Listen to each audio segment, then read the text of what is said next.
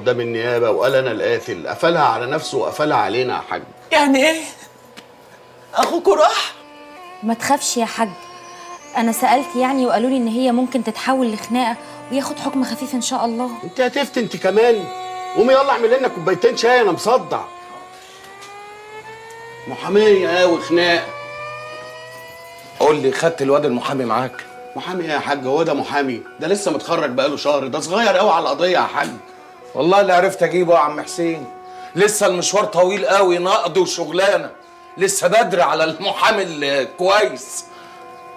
بص يا حسين، انا يا اخويا كنت داخله جمعيه ب 100 جنيه في الشهر وقبضتها النهارده. خد، بحط له دول لما تروح له في الكانتين عشان لو احتاج حاجه الاقي فلوس يشتري بيها. كتر خيرك يا امان، ربنا يخليك يا اختي. يخرجوا بالسلامه. فين الشاي يا مروه؟ يعني ايه يا ست صباح؟ تلميذ بيهرب من المدرسة، أكيد دي مسؤولية البيت. لا، مسؤولية المدرسة حضرتك. ومالها المدرسة؟ الواد ما بيحبش المدرسة. خلاص ننقله مدرسة تانية.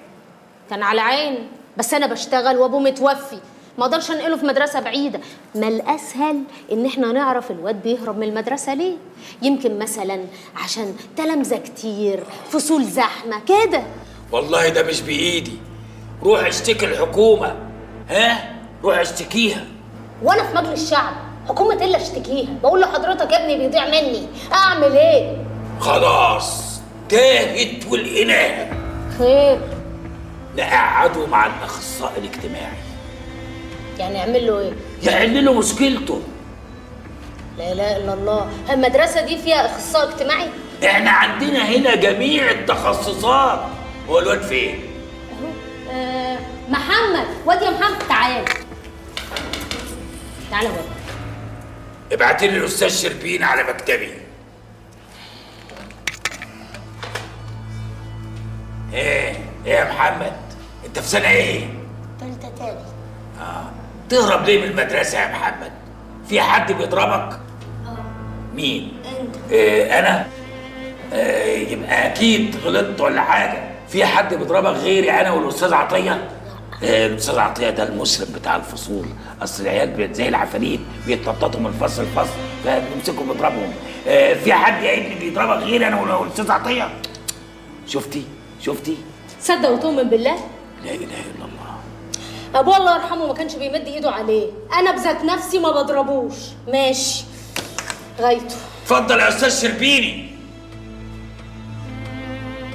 استاذ شربيني الاخصائي الاجتماعي.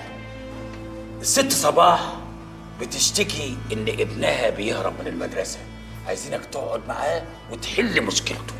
أوي أوي. اتفضل. تعالى معايا يا حبيبي، تعالى. روح يا حبيبي ما تخافش. ان شاء الله هيحل مشكلته. احنا عندنا هنا سحلب، انما ايه؟ حكايه. اطلب لك سحلب على بال ما اقوم امر على العيال الطس فيهم شويه. بعد اذنك.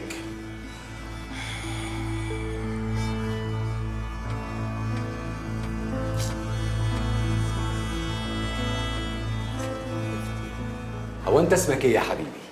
اسمي بودي. هو أنت ما بتحبش المدرسة يا بودي؟ أنا كمان ما بحبهاش، بس لازم أجي علشان أقبض آخر الشهر، آخد فلوس أصرف على نفسي، ولو ما جيتش يوم المدرسة هتخصم مني فلوس، والفلوس مهمة أوي يا بودي. أشرب سجاير إزاي؟ أنت عارف أنا بشرب سجاير بكام في الشهر؟ 600 جنيه. مرتبي 1167 جنيه ونص. أنا مدرس أول، أخصائي خدمة اجتماعية، يعني ماهيتي كبيرة، بس ما بتكفيش والله يا بودي. وساكن في شقة إيجار جديد 500 جنيه في الشهر، وصاحب البيت راسه كل سنة يزود الإيجار 50 سيف 10%. جاحد.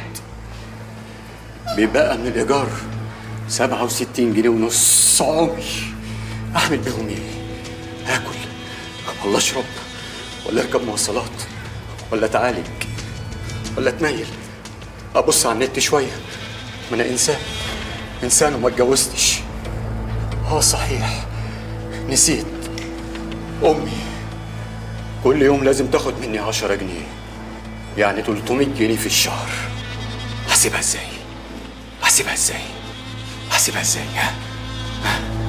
هسيبها ازاي؟ قول لي هسيبها ازاي؟ ايه ده؟ كان في ولد قاعد معايا هنا في الأوضة. يا واد سبت المدرس وجيت ليه؟ أما ده مجنون، ده عمال بيتكلم نفسه في الأوضة. والله ما حد هيجنني غيرك. يلا بينا على البيت.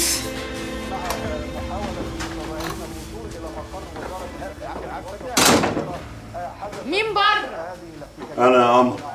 شفتيش المفتاح التانية بتاعتي؟ هنا انت نسيت. عندك؟ تعال.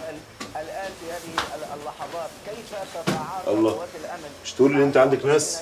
مفيش يا اخويا حد غريب، دي زيزي. خد المفاتيح اهي. يا ساتر. ما انت دماغك مقلوبه اليومين دول، الله يكون في عونك. ازيك يا زيزي؟ ازيك يا اخويا؟ ايه ده اللي انتوا بتتفرجوا عليه؟ حتى السياسة دخلت اوض النوم؟ ما تيجي يا مخلص ننزل ميدان التحرير مع الناس دي نهيص شويه. جرالك ايه يا قمر؟ نهيص مع مين؟ اسمعي، انت بكره ما تروحيش الامتحان. في مظاهرات، الدنيا هتولع. لا ما حدش قال حاجه، انا عايزه اروح الجامعه. جرالك ايه يا قمر؟ بتسمع الكلام. الله، حتى الليسانس ده امتحان. قمر ما تاخذنيش يا اخويا لما اقوم امشي. لا لا لا، خليكي قاعد. ده بالعكس، الله ينور عليكي. ايدك تلف حرير. ده يا قمر لوحدي، مش محتاجه حاجه. شوارع القاهرة وبعض المحافظات وبالإذن المصرية زي ما قلت لك مفيش نزول بكره. في مظاهرات احتجاجية في القاهرة وعدد من المحافظات المصرية استجابة لدعوة أطلقتها. قلت لك يا اختي النهارده مش اليوم بتاعي، ده جاي ياخد المفاتيح. شكله مش مبسوط يا بنت. وايه اللي هيبسطه؟ مش عارفه اجيب له حته العيل اللي نفسه فيه. الله، وهو بايدك يا قمر. نفسي يا زيزي، نفسي احقق له اللي سمر مش عارفه تحققه له، خصوصا كده اني حاسه انه بيحبها اكتر مني. وبيحبك انت كمان يا بنت والله. عارفه. شمال شرقي العاصمة المصرية. مش عارفه يا اختي النسوان اول ما بتتجوز بتزرب في العيال كده زي الانارب، مش عارفه انا مزرجنه ليه. انت هتعترضي بقى؟ ده امتحان يا خايبه، امتحان من ربك. هكذا بدت القاهرة في منتصف نهار يوم الغضب، كما سماه الداعون للتظاهر في بيشكر يا بنت في شغلك. انت قمر يا اختي لوحدك. ايضا الان بدأ المتظاهرون الذين تجمعوا من مختلف انحاء القاهرة الكبرى في ميدان التحرير الان. حماتك بتحب ده، انا محمره البطاطس اللي انت بتحبها. باكثر من 20,000 شخص حاليا. انا مش جعان. يتجمعون امام مجمع التحرير في قلب العاصمة القاهرة. بدأت الاستعدادات لاتخاذ ما يمكن اعتباره شكلا من اشكال الاحتجاج الدائم. تعشوا؟ انت معليه التلفزيون كده ليه؟ بتتفرج على ايه؟ سياسة؟ انت كمان يا سمر بتفهمي في السياسة؟ ربنا يستر على البلد دي والله، شكلها هتولع. ده حتى الشغل ما عادش ليه طعم ولا فيه مكسب. ليه؟ ايه اللي بيحصل؟ اللي بيحصل لكل سنة زي اليومين دول كنت بعمل أحلى فلوس، كنت بمسك أحلى فلوس يا سمر. من ساعة ما ربنا رزقني بابن الحرام اللي بيضرب شغل ده، واحنا بيتنا يتخرب يا سمر. خلاص احنا هنشحت. لا صحيح، انت لسه ما عرفتش مين اللي بيضرب الشغل؟ لسه هتجنن واعرف هو مين، نفسي اعرف هو مين. موضوع ضرب الشغل ده ما بيخرجش غير من مكتب، وهم 3 بس اللي يعرفوا يخرجوه. ما حدش يعرف شغلنا غير انا ومحروس اخويا وسعيد. قصدك سعيد؟ ان بعض الظن اسم، انا بفكر معاك. لا انت بتفكري كويس. انا هوصل مشوار. بالعقل يا اخويا، بالعقل. ما هو بالعقل يا سمر، بس افهم، نفسي افهم. طب استنى اما اعمل لك سندوتش بطاطس. بما في ذلك الأحزاب الشرعية هذا الغضب. المظاهرات شملت العديد من المحافظات المصرية، كان أكثرها حدة في محافظة السويس التي شهدت سقوط قتيلين من المتظاهرين. في محافظة القاهرة سقط أحد جنود الأمن المركزي ضمن عملية اشتباكات، وربما أيضا ضمن عملية كثافة في الحضور سواء من المتظاهرين أو من قوات الأمن. اتفضل يا راس محروس يا وش السعد. اهلا وسهلا بالضريبه الكبار.